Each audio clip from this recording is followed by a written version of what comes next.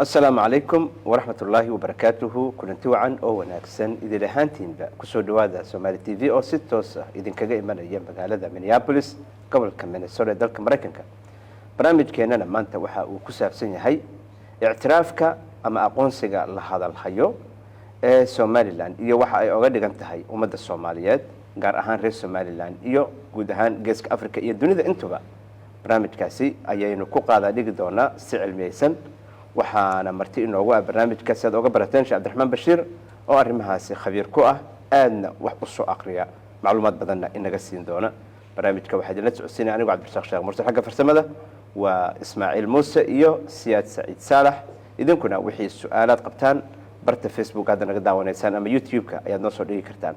haddii xalqada ay nala dheeraato waxaynu samayn doonaa qayb labaad oo aynu uga bogan doono wixii naga tegey maxaa yeelay ma doonayno macluumaadkoon dhamaystirneen inaan idinkaga tagno sheekh cabdiraxmaan marka hore kusoo dhawo barnaamijka adiyaad jazaak allah khayr ustaad cabdiraxmaan rasaaq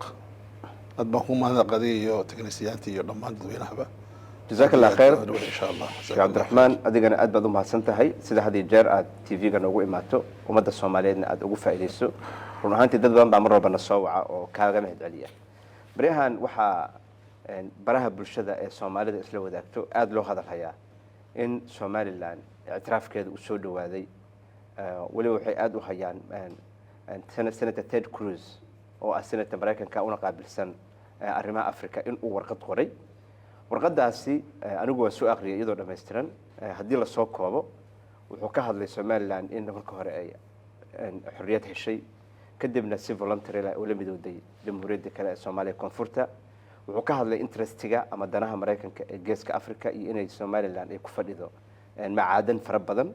oo maraykanka uu ka faa'iideysan karo sidoo kalena baawil mandabka ay afka u saaran yihiin oo maaragtay tijaarada waqtiga meesha ugu mashquulka badnaan ay ahaan jirtay mar sidoo kale wuxuu ka hadlay Ibrahim Accord waxa loo magacaabay inay Somaliland taageersan tahay oo doonaya in la tadbiiciyo carabaha ama bulshada muslimiinta iyo yahuudda in la isku sidka ama la is ogoleysiiyo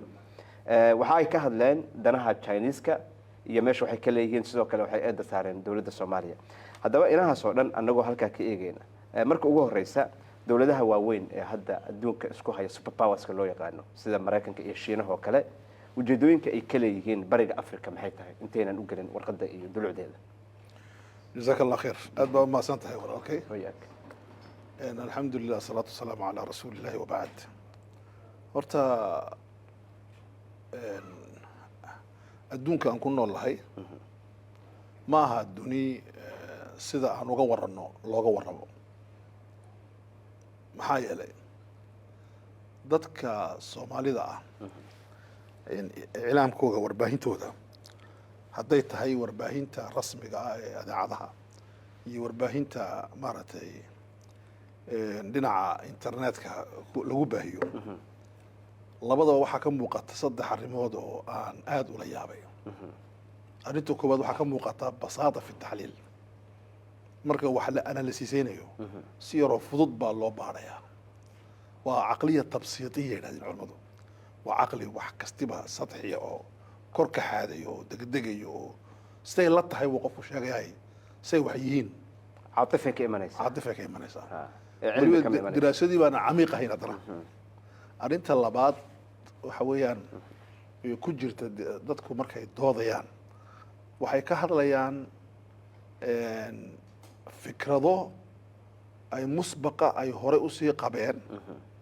bay rabaa inay dhahdaan sidii baa dhacaysa marka waxay dhahdaan culimaduna marka qadiyad la diraasaynayo alafkaar almusbaqa waa laga yimaadaa waxaa hore sii qabtay waxaa la diraasaya wax ku hor yaalla si objectivity waaqici oo cilmi oo mawduuci arrintaasna way ka maqan tahay arrin saddexaad baa jiro dadkeenu marka ay doodayaan ay iclaamka ku doodayaan waxaad moodaa inay fadhiyaan suuqa oo cay iyo sabi iyo shatmi iyo naqdi aan cilmiyeysnayn baa la sheegaya iska cayaytamaya mugta مثلا haddii Somaliland la hadal qaado ictiraafkeega dad badan oo reer koonfura waxay caayayaan waqooyiga ama Somaliland haddii reer Somaliland ay maqlaan ictiraafka waa la diidan yahay koonfurta oo dhan ay caayayaan qof kasta oo koonfur jooga wuxuu noqonayaa dambiile marka arrintii ma noqonayso arrin cilmi oo saxiixa ma noqonayso. marka aniga waxaan rabaa mas'aladan si aan u baadhno ayo dadka ay faa'iido ugu jirto oo arrintan daba socda inaan baadhno weeyaan. dunidan imika maanta cabdirasaaqo waxaa lagu jiraa in la qaybtamo iyadoo oon qofna lagala tashanayn iyaa qaybtamaya. waxaa qaybtamaya waxa weeyaan awoodaha waaqiciga ah ee awood noqday. walidaalika midowgii reer yurub wuxuu noqon waayey awood ka qayb gali karta qaybsiga dunida. isagii baa la iska dhaafay faransiis iyo ingiriis iyo jarmal iyo halka dambe laga yimid. awooddooda waa tagtay. waxa awood imika isbidaya oo dunida inuu ka hadla rabo waxa weeyaan waa maraykan iyo china iyo ruush. ruush gadaal baa udhigaynaa laakiin waxaan soo qaadanaa maraykan iyo china. maraykan iyo china geeska africa wuxuu u yahay strategical marka laga eego 3 meelood oo ay ku jirto somaliland oo barbaro ku jirto oo kismaayo ku jirto oo ay ku jirto maaragtay boosaaso oo jabuuti ay ku jirto oo ay ku jirto eritrea oo ay ku jirto sudan. geeska africa oo dhan oo kenya ku jirto marka sidaa loo soo weecdo badda dhan oo lasoo maro min kasoo bilow badda carabta badda cas ilaa laga imanayo ocean Indian Ocean ilaa halkaa laga imanayo ahamiyad istaraatiijiya labada wadan dhinac 3 meelood marka laga eego bay ugu fadhidaan. meesha koobaad waxa weeye meesha tan aan degannahay ee geeska africa waxaa mara waa mariin badeed ay maraan min 30 waa khilaafad baa ka jira ragga taariikhda ragga qoraa dhaqaalaha ilaa 40% waxaa isku maaragtay ganacsiga dunida. aad bay muhiim u tahay. meel ka muhiimsan oo kale ma jirto. saliidda ugu badanna way martaa. marka meel istaraatiiji weyn. marka shiinuhuna muxuu noqday wadanka koobaad ee 50% iibsada amba gata. muxuu gataa iiraan iyo sacuudiga waxay soo saaraan ee gaas iyo petrol. maraykanku uma baahna maraykanku inuu ilaaliyo u baahan yahay isaga dhaqaalaha adduunka. laakiin waxa meesha ka soo go'a 50% China qaata. adduunyada inteeda kale maxay qaataan 50% yaanay. nasigu saliid ma laha China. saliid ma laha. warshadiisiina xoog buu shaqeynaya. waana wada wax soo saar weyn wada.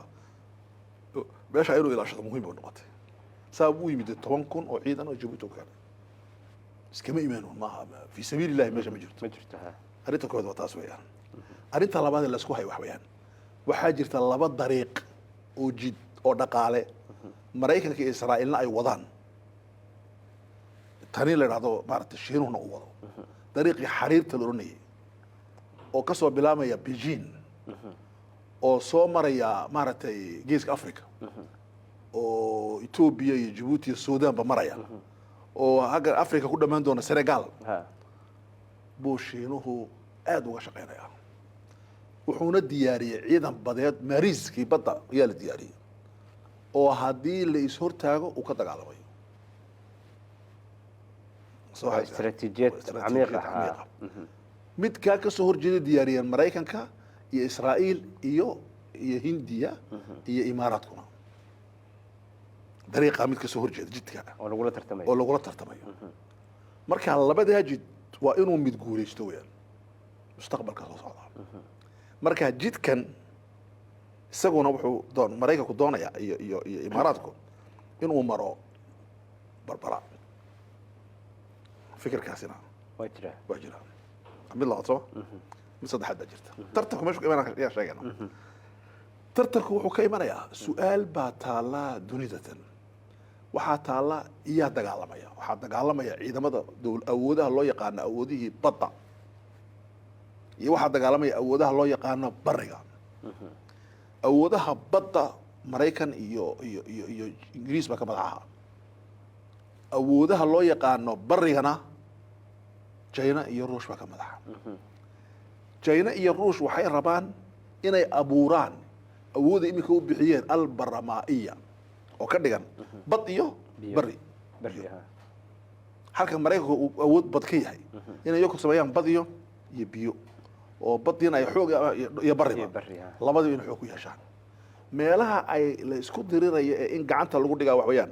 waa geeska Afrika. geeska Afrika waa muhiimad gaarna uu leeyahay muhiimad غيرينا uu leeyahay gaar uu leeyahay isaga muhiim ah dhul ahaan macdanta ka buuxda waxaana muhiim u yahay bariga dhexe Mareykanku ku ilaaliya Israa'iil in Israa'iil la ilaaliyo Amerika dhexdeeda waa muqaddas awoodaha ilaalinayana in la sameeyana waa muqaddas maantana Israa'iil halis ku jirta oo adcaf marxala Israa'iil maraysa waa maanta weeyaan oo su'aal wujuudi ay gashay ma jiri doontaa 5 sano soo socota maaha 10 sano maaha 5 sano ma jiri kartaa dagaal ehliya oo gudaha ka dhaca may ka bixi kartaa waxay sameeyeen darteed caalamiyan sumcadoodii haybadoodii way babaaday idan markaas waxaas oo dhan marka dagaalku waa dagaal caalami ah dagaalkii caalamiga ah waxaan ka mid noqonay annagu gobolkeena geeska Afrika juz'un minhu qayb ka mid ah annagoo muhiim ah annagoo dhaqaale ahaan muhiim ah dhul ahaan muhiim ah dadka inagu xeersana oo muhiim ah walidaalika had iyo jeer jasiiratul arab oo mahdiga islaamka ah iyo geeska Afrika isku xidhnaayeen fil bidaaya markay dacwadu bilaamaysa yaa weeraray kacbada abraham muxuu ahaa geeska Afrika ardul habasha marka ugu dambaysa kacbada abu burin doona ملك من أرض الحبشة وأنا سوف أنه وحويان جزيرة العرب هي جيسك أفريقيا علاقات أزلية كان حينسا ولقد جريسي أبدي لكن سلبيات بدلنا وإلادها إيجابيات بدلنا وإلادها نيجاتيف كوجو ومحي وماشى اللي قبل برين دونه إسلامك لو سووا مخريا اللي بيجا شيء حجرا كعبة قف كله سووا برني مجرو دقح بعدها قيام وداعي جيسك أفريقيا كيمانية يا أنا بربورية اسكت دايرو بربورية بلو هنا ألم ترى كيف فعل ربك بأصحاب الفيل في يوم ولادة الرسول صلى الله عليه وسلم مركا أرماها سؤال مركا سكو حنا الملاحم وحماش أمو قتل جيسك أفريقيا ميلان عادي هاي جزاك الله خير جيسك أفريقيا واحد مدة إن dhawaatada ugu badan ay ka imanayso meesha ay ku yaalaan oo very strategic ah aad macnaha meel muhiim u ah adduunka u noqotay haddaba waxaan u galeynaa qaybta senator Ted Cruz oo ah senator laga soo doorto waddanka Mareykanka aqalka sare ku jira warqadiisii hadda aan ka hadalnay dhowr shayba oo macnaha sabab ooga dhigay inay mudan tahay in Soomaaliland la ictiraafo qaybaas waxaa ka mid ah marka Ibrahim Accord-ka in waxyaabaha kale muhiimad saasa ma sii laha oo danaha Mareykanka iyo waxyaabaas uu ka hadlay in macnaha Soomaaliland diyaar u yihiin inay aqoonsan Ibrahim Accord-ka waliba marar badan hataa wasiirkooda arrimaha dibadda u yiri reer Falastiin waxaan u sameynaa dibadda jin Gaza hadii la soo raro marka maxaa isku xiray ictiraafka iyo in compromise lagu sameeyo islaamkii iyo caqiidadii iyo diinta ay aaminsanaayeen جزاك الله خير سؤال في عوية horta Ted Cruz iyo yahay waa muhiim weeyaan Ted Cruz dadkii waxa arkayaan shakhsiyad weyn oo cadiim bay dadka geeska Afrika degan nin senator oo Mareykan ah ayaa hadlay Ted Cruz horta wuxuu leeyahay 3 fikradood oo asaasi ah fikradiisa koobaad waxa weeyaan waa nin ku jira al-Masiixiyya al-Injiiliyya maxay ka tahay waa madhab kamida madaahibta wadanadan protestaanka kamida kirishtaanka waa madhab usuli asraaca weeyaan waa madhab rumaysan inay yuhuuddu yihiin muqaddas in loo shaqeeyana in ilaahay loogu dhawaanayo injiiliintu waa sidaas weeyaan arrinta labaad wuxuu ka mid yahay almasiixiyya sahyuuniya maxay ka tahay sahyuunismigu fikradda la yidhahda sahyuunismigu waa fikrad ka horeysay yuhuudda dadku waxay u yaqaanaan Israa'iil bay u yaqaanaan dawlad sahyuuni ah may Israa'iil waxay noqotay dawlad sahyuuni waxaa la sameeyay Herzl wuxuu sameeyay 1897 iyo baar ku sameeyay Swiss waa shalay toole weeyaan laakiin fikradda la yidhahda al-Masiixiyya sahyuuniya waxay samaysatay 4 qarni ka hor maxay ka tahay Masiixiyya sahyuuniya waxay ka tahay akhristii la akhrinayay kitaabka injiilku أول تولى dadka masiixiyiinta ah waxa asal u ahaa kitaabka la dhahdo al-injiil kitaabka tawraadkuna wuxuu ahaa dib u eeg ay ku eegaan saanakuba dee kutubtii hore ay aaminsanayeen laakiin marka uu yimiday masiixiya sahyuuniya waxay yidhahdeen 90% kitaabka asalkii waa tawraad معيارك beddeleen injiilkuna waa kitaab taabica marka injiilku muxuu noqday kitaab macnaynaya muxuu macnaynaya tawraad marka waxayna aamineen shicibka la yidhaahdo alyahuud inay yihiin shicib ilaahay dhalay ilaahay baa shacbullah mukhtar wa abnaa'ullah annaguna waxaan nahay khadamatu abnaa'illah adgaran soomaa waxay aaminsanaayeen inay yahuudu ciise dishay waxay aamineen kuwani inuu yahay ciise nin yahuudiya idan linaxtarima ciisa calayhi salaam yajibu an naxtarima ikhwaanahu wa qowmahu arrintaasina waxay keenaysaa kulamaa rafacnaa alyahuud kulamaa aan soo dhaweyna inuu nabi ciise soo dhaco marka ninkani qoladan ugu jira yahuudda oo loo gargaaro iyo waxa isku xiran nabi ciise inuu soo laamo qoladan uu ku jiraa wuxuu ku jiraa qolo rumaysan dagaal dhada harmagdon muxuu yahay waa buur ku taalla Palestine dagaalkaasi wuxuu ka dhici doonaa yawm alqiyaamaha ka hor Palestine yaa isku heli doona waxaa jira kitaab uu qoray madaxweyne hore oo Mareykan yaa oo u bixiyay kitaabka wuxuu u bixiyay ha ka faa'iideysano fursadda maxay fursadda laga faa'iideysanayo waa markii uu ruushku midowga Soviyetig u dhacay fursad degdeg ayaa noo imatay oo ah inay jira awoodna hor joogsanaysa ha ka faa'iideysano waa sida imika qasal lagu sameeyay waa ka faa'iideysiga ka mid tahay okay muxuu sameeyay markaa ninkan maxay aaminsan yihiin harmagdon waxay leeyihiin dagaal baa dhici doona harmagdon la yiraahdo dagaalka markay taxliilinayaan وعجيب عبد الرزاق وحيكون ليه دغالka markuu dhaco wuxuu waxa la isticmaali doona hubka nuclearka waa maxay la yubqi wala yadhar albaabaya baabaya hubka marka la isticmaalo hada silaah adharri marka la isticmaalo annaka waxa soo dhaadhacay nabi ciise yiraahday koroy noo qaadaya hubkana laga badbaadiyo baadkiisu noo qaadaya fad daruurna geedaya waxa maranaya kull al-kuffar amsuuta jidaan kadib dhulka ku soo noqonaa annagu dadkii u dagaalamay liajli Falastiin liajli Israa'iil u dagaalamay dadka aaminsan dagaalka soo socda ee dhad harmagdon ayuu ku jiraa Ted Gross marka Ted Gross wuxuu leeyahay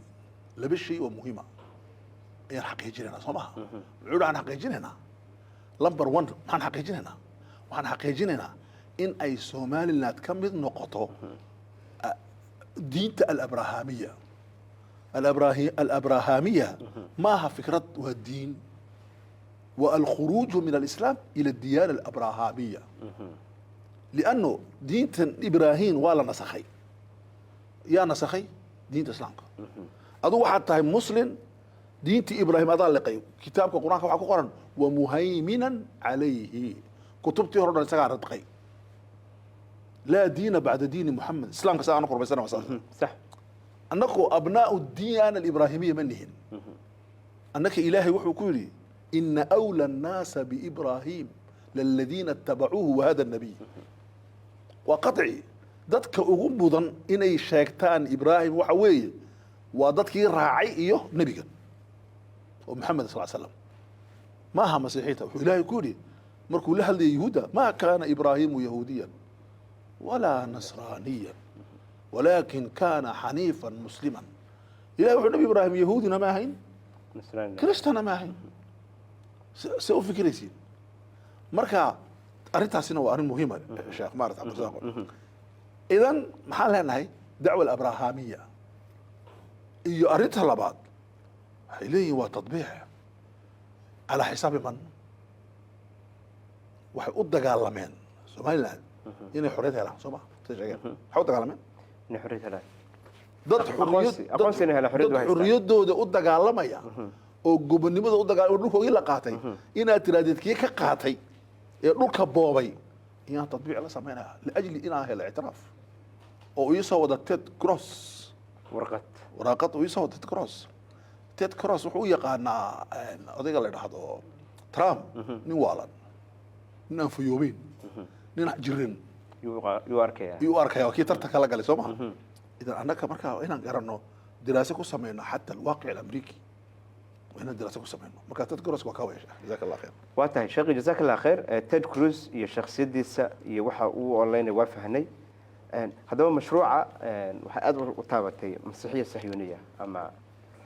صهاينة اما صهيونية هي كريستانكا اسمها هيستي مشروع هذا محويا اي كدونا هيان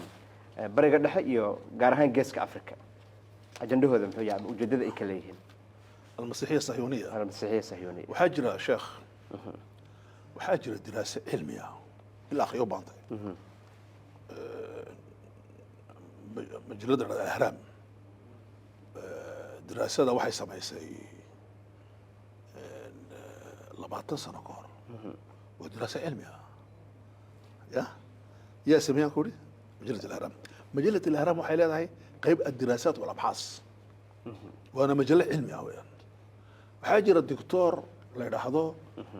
عبد الوهاب المصيري مفكر وين أو سجونا مرتي كتخصصي يهودا كتخصصي وحبي الشيء عن مهم أو أرنت مرتي إن كشيء عن ما داعي شيخه لمبر 1 حلين وحال قرين وراقد أي سميين موساتك in adduunka islaamka waxaa la qaybiyey 100 sano ka hor dunida muslimka la qaybiyey markii ay dhacday dowladda Cusmaaniyada waa la qaybiyey Sykes-Picot waxa dhada jira Afrikana shirkiiba waxa lagu qaybiyey maartay caasimada maxay ahayd Jarmalka maxay ahayd Berlin baa lagu qaybiyey Afrikana waxaa jira qaybtii labaad ba imika waxa ay gacanta Mareykanka iyo Israa'iil waa inay ku jirto sidaan u qaybinaa bal waxaan u qaybinaynaa imika wadannada carabtu waa 23 waxay noqonayaan 49 dawladood waa la jijibinayaa adduunka islaamku waa 56 waa inuu noqdo 102 dal limaada loo qaybinayaa حالو قيمنا إلا ضعيفية وواحد لو بيع تفتيت المفتت وتقسيم المقسم أصل كيف جبنا يبا وحي جبنا بقى نتيجة جبنا يا وحي قيبتنا ولا سي قيبنا يا وبربوها ولا سي برنا فلسفتها محل وقاتي دولة إسرائيل لا يدهضو وحا هالسكو هيا دولتها مركزية هدي أي ضد هجاميال في عن إيران ما هي الدول المركزية؟ الدراسة علمية دولتها المركزية هو أيوه وحدها الدول المركزية في قرن إفريقيا وصوماليا الدول المركزية في الشرق الأوسط ومصر والسودان وأنا كنت ضعيف وأركيني وسوريا وسعودية وتركيا وإيران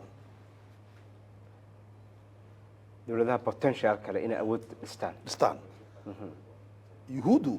waxaa jira buug aan haysto oo Ingiliish ah oo la qoray dagaalkii labaad ee adduunka kadib yar kontonkii la qoray buugga waxaa ku qoran sideen uga faa'iideysanaa qofka iyo raganimada Soomaalida yahuuda dhahaysa qofka raganimada Soomaalida sideen uga faa'iideysanaa wixii ay sameeyeen qoladii la oran jiray Soomaaliyeed sidee loo abuuray fikradda inay Soomaaliyeed jeclaato ومن نقطة وقص أقولنا يهود إلى إسجعلادان أي من نقطان ودولدو لكي مادان بوقاس وبوقا يقولين يهودا قرطي دوري كتوكي إلى مركزي سيفين عن مركا فكرة أصلك وحويا مسيحية جددكو المسيحية هذا المسيحيون الجدد صدح جرانجرين صومبر سي أي مسلمين توقعي بيان جرانجرده كوباد waxay ahayd jaranjaradii loo bixiyay waxa loo bixiyay العالم الإسلامي oo loo diido كل القوى أود أو اللي يعيشوا مرحلة دي لبعض واحد يري هنسمينه شرق الأوسط الجديد إن دقالها إسرائيل عقل إسرائيل يلا مداير دقالها عربتا سلو أبو حضارة عصب وسلو قرمة اللي سميها صوت سنة كورة يا إسرائيل عرب ليش يسي صبا صح هو مرمر عيب وليه مرمر عيب محمد عين إمي كان واحد جرى مشروع الشرق الأوسط الكبير وأنا كان من دقيقة أفريقيا وأن سوق لأنه سجالي أفرتني سجال دورودود هي أن سوق لأنه بقول يلا بد دورود إسلام إلا عبوره إذا هذا التقسيم المقسم تجزئة المجزأة واستراتيجية أي لا هي المسيحية الصهيونية أي كلا ده جيس أفريقيا أي كلا ده بريق الدحية أي كلا ده عالم الإسلامي وطن جزاك الله خير جزاك الله شيخي runtii waxyaaba badan baa in dib loogu laabto u baahan hase yeeshee shalayto oo jamcihii ahayd daraad jamcihii waxaa kulmay madaxweynaha ruushka Vladimir Putin iyo madaxweyne Trump ayagoo markaa ka hadlayay amniga iyo peace-ka Ukraine iyo xiriiraha ka dhaxeeya marka maxay noqon karaan arrimaha macnaha dunida ay ku soo kordhinayaan labada awoodood oo maaragtay xagga militariga way isku xigaan xagga dhaqaalahana ruushka number 3 buu galahayaa marka shiinaan baa ka horeeya maxay ka dhigan tahay oo macnaha ay soo kordhinaysaa جزاك الله خير وياك رواد baa jirta Soomaalidu ay sameeyso dhado heblaay aqalkii way gogolaysaa ayaa warama ayaa u sheega aqalkii iyo gogolaysaa macnaha waxa weeye aqalkii bay uunsinaysaa way qurxinaysaa odaygeeyina meel kale ka taahaya smoked odaygeena ugu jooga meel kale ciidan ku gadashay iyo noor ma hayso way isdaaranaysaa hay muslimiinta iyo Soomaalida iyo waxay ka sheekeynayaan waxa adduunka ka jirin waa khiyaali meel kale baasho ka kacday maxay ka kacday shirka Alaska aad baan la socday shirka Alaska waxa loo bixiyay ya aqoonyahanka waaweyn ee adduunku wuxuu u bixiyay mataqaanaa shirkii faaruqa ahaa waxba laga mahadin laakiin anu soo maarag waxaan arkay shirkii istiraatiijiga ahaa muxuu istiraatiijigu ahaa dowladda weyn ee Mareykanku ruushka way waxaa dhahdaa way soo jiidanaysa waxay ka soo jiidaysaa mashiine siwa Trump فكر تجاري سياسته معي وبيع مشترى سوجي لها دوان انه غوليستو انه الروش يكلا صارو تشاينا كلا سي اود تشاينا لو ويقو اهميتي الروش ما اهميتي سوا تشاينا والله بو wuxuu dadaalayaa inuu iska dhaafo sheeka caruureedka Yurub ee ahayd waan goynay waan muqaatacaynay cuna qabatayn baan ku haynaa u dhaafay wuxuu soo dhaweeyay si madaxweyne adduunka aan loo soo dhaweeyay sida ugu sareysa labada daraamo qod soo dhacay waxay ahayd masraxiyad yani adduunka loo jaray barwad cajiib ahayd drama qurux badan bahayd si fiican arrinta saddexaad labadiina waxay waxaan ka hadlaynaa Ukraine markii hore waxay inay sheekaystaan Trump iyo Putin markii dambe waxa lagu soo daray Witkoff iyo wasiirka arrimaha dibadda ee Mareykanka dowladdii camiiqa ee Ameerika waxay tiri Putin hadduu la keliyo Trump ka adkaanaya waa ninka loo gurbado loo fadhiyo wala yimid waxa lagu bedelay qimma thunaiya way ka baxday laba nin حاجة isaga Putin lama fadhiyo kalsooni isku hayo laakiin ninka waa la fadhiyo saddex Soomaa arinta afraad waxa laga hadlayaa Ukraine waxay ahayd inuu ka yiraahdo nabad ka keeno badin ceasefire lagu dhawaaqo laakiin waxa laga sheekaystay arrin muhiim waxa laga sheekaystay macdanada naadirka ah waka ee dunida yaala labadeenu soo qaybtana annagoo Ukraine ka bilaabeen Alaska ku xigsiineen Alaska meesha fadhiyeen ku xigsiineen qaaradda Afrika ku saddexayn sideen uga faa'iidna iska daaw sheekadan Yurub iyo waxaan iska daa waxaa jirta macdano naadir oo yar oo dhaqaalaha dunida ku xidhmi doono tiknolojiga soo socda tartankana loogu jiro oo yar oo naadir oo bilyanno iyo trilyoonno laga qaban doono duniduna uma soo xamaan qaadan weli china u xamaan qaadan labadeenu sidaan uga faa'iidnaa sidaan uga faa'iidnaa waa la isku waafaqay taas dunidana waxaa kale lagu mashquuliyey idan shirku wuxuu ahaa shir laga hadlay macdanada naadirka macdanada naadirku meelaha yaaliin maad garanaysaa geeska afrika yaalla min suudaan ilaa iyo dhulka soomaalida waxaa yaalla macdanada naadirka macdanada naadirka ana labada nin baa isku waafaqay waa wixii loo sameeyey qoladii maaragtay figarkii maaragtay dagaalka loo sameeyey waa inuu qoladii iminka ruushku soo cesho muhim buu arkaya trump baa fasaxay trumpna wuxuu u arkayaa ninka la idhahdo putin inuu yahay nin geesiyo soo majeesta oo u socda ujeedo inuu ruushka ka dhigo dawla qawiya ana waxaan jeclay ku leeyahay dadka aqoonyada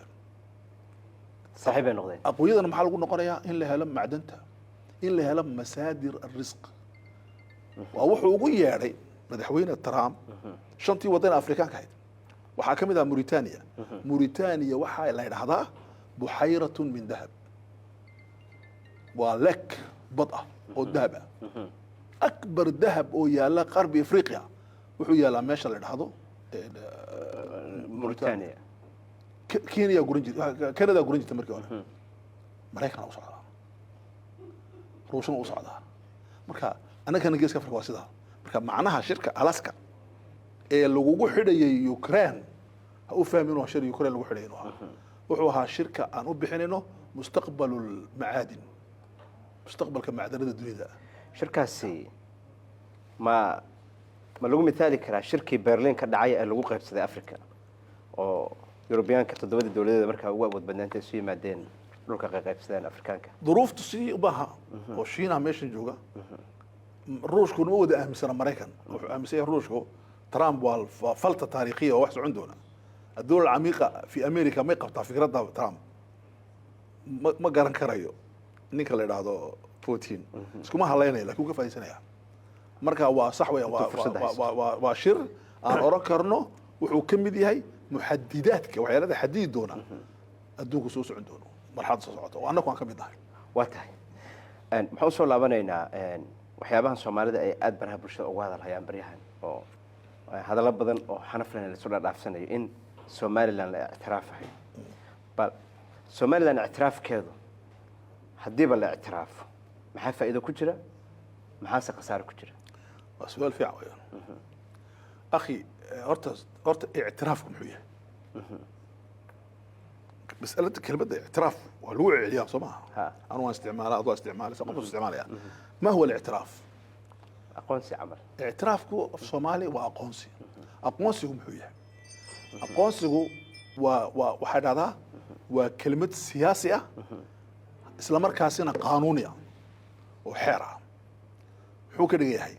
وتصرف وتصرف واحد هذا وكوكعتان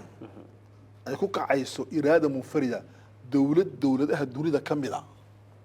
دولة واحد لقى سوق هذا قفوا كلمات باكو سرك عيسى إن يتراضوا دولة هبلايو وان اعتراف مثلا إثيوبيا أورنسا سوماليلاند وان اعتراف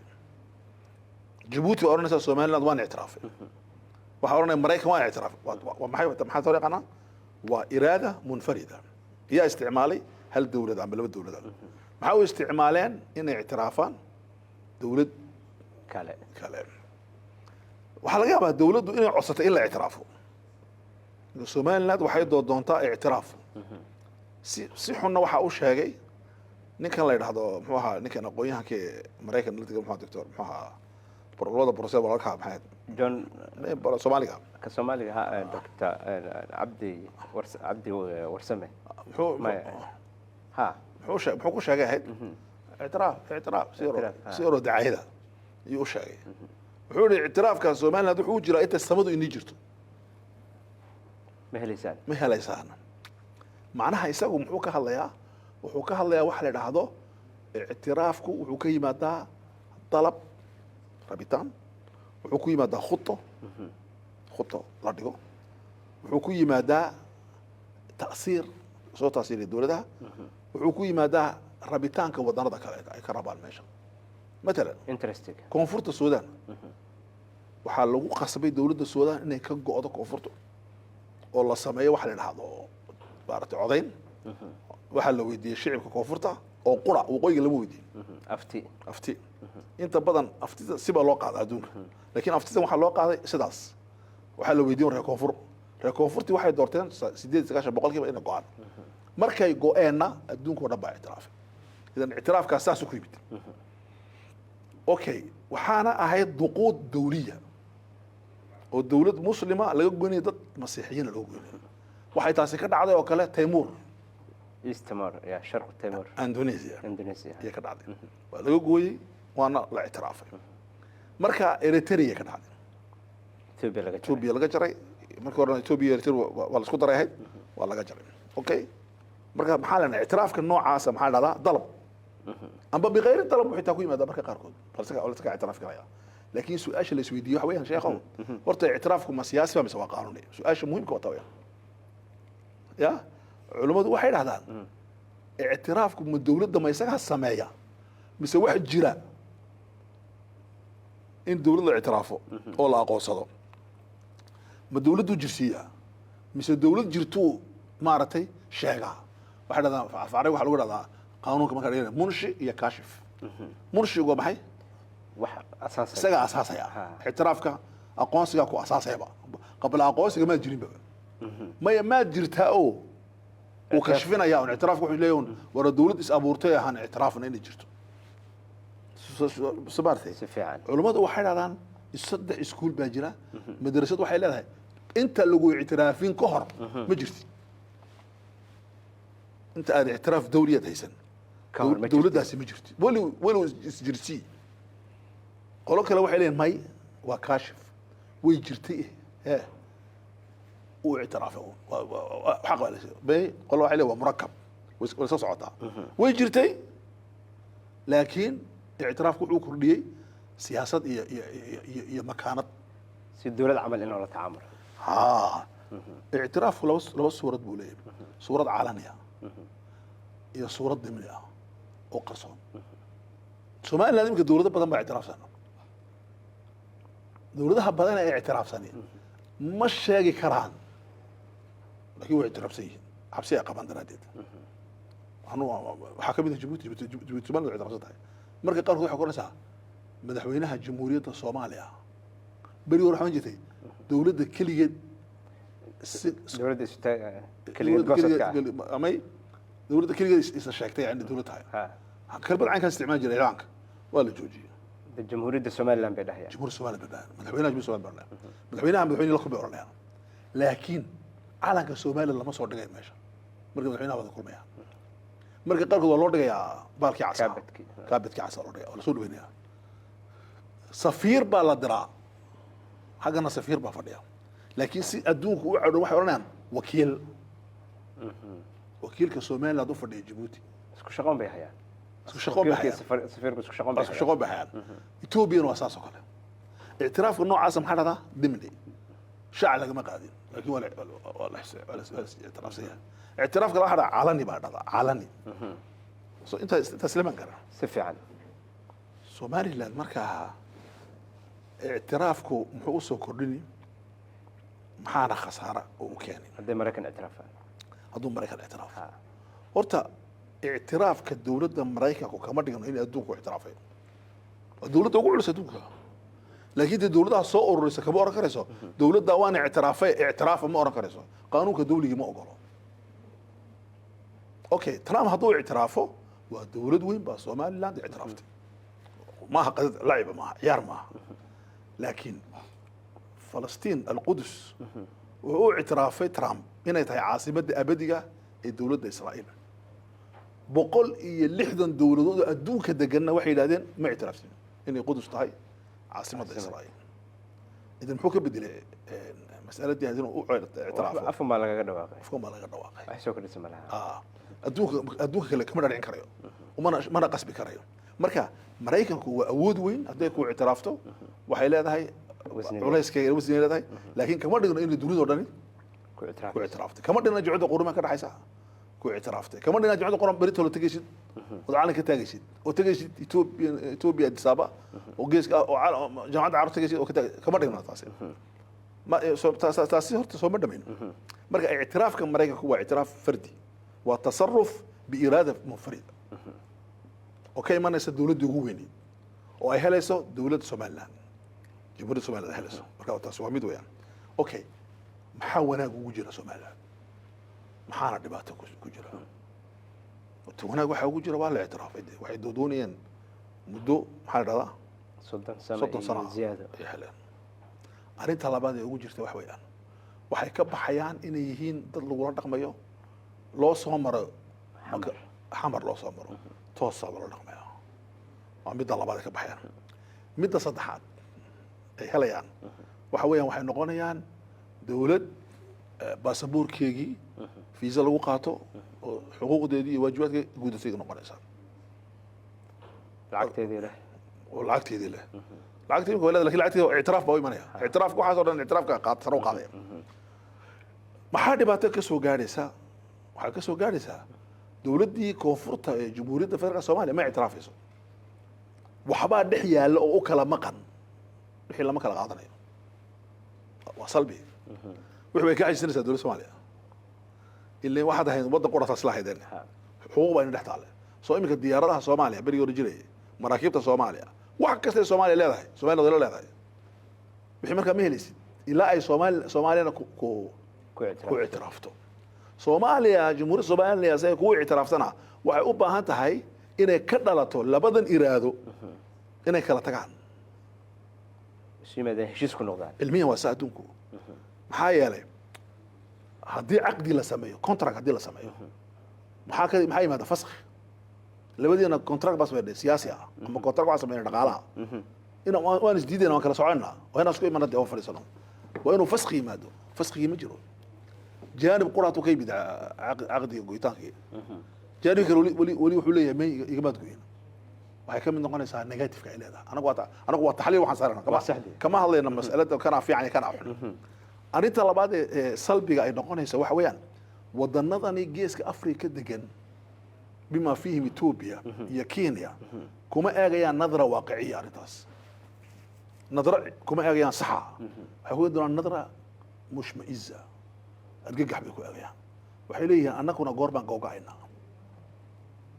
قربان أكل الجرية قربان أكل الجرية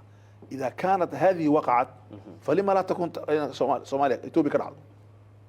وحي هل كنعي بلوغي وحوها لبا أمضات أو صوماليا أو سلوس كبيرتين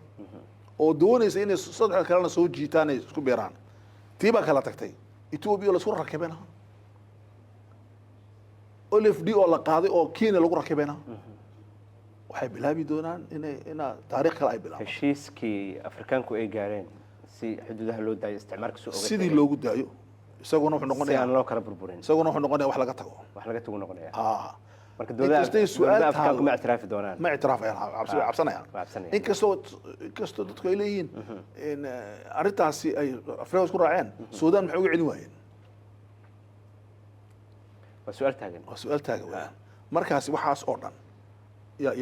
ya salbi ijaabi insha Allah taala waa tahay dawladda federaalka marka iyadu maxay ka faa'iideysaa maxay isku waysaa اعترافka Soomaaliland horta dawladda federaalku مشكلة هو دولة فدرالكو وأيضا يا صدّن صنو هي مين لو سؤال هذا أنا كمركي دويدة ودعي دجالكي سياسي هاي الأحمر معارض كإيو فرماجو وحبا على صور دسي فرماجو وحبا صور دسي أم بهفي عناضو أم بأحمد وحبا صور دسي والله كعي ninkii farmaajo waa la isku tagay waa la eriyaday raggii isku tagay eriyaday ee midka ahaa maanta waxay isku tageen eriyanayaan xasan sheekh bay fadeestado xasan sheekh baa la erinayaa intoodii ya intoodii hadana xasan sheekh isku tagay intoodii waa isku tagay xasan sheekhna meesha farmaajo taagnaa shalay buu taagan yahay kelmaddu farmaajo ku hadlayay baa ka fiican tuu ku hadlayo farmaajo dastuurka ma taaban hal la yara beeriyo la farmaajo كانوا يقولوا الدستور كيف بديلي دورش على عيسى سيدا ربي ولا عيسى shirar bayna laga galayaan raggii samata bixin. halkaas ha inoo jooga barnaamijka xalqadiisa labaad yaan usoo laabanaynaa insha allah waqtigaa nagu yar adigana ma aragtay ballamo kalena waa jiraan insha allah. halkaa dowladda federaalka waxay ka faa'iidayso waxay ka qasaarayso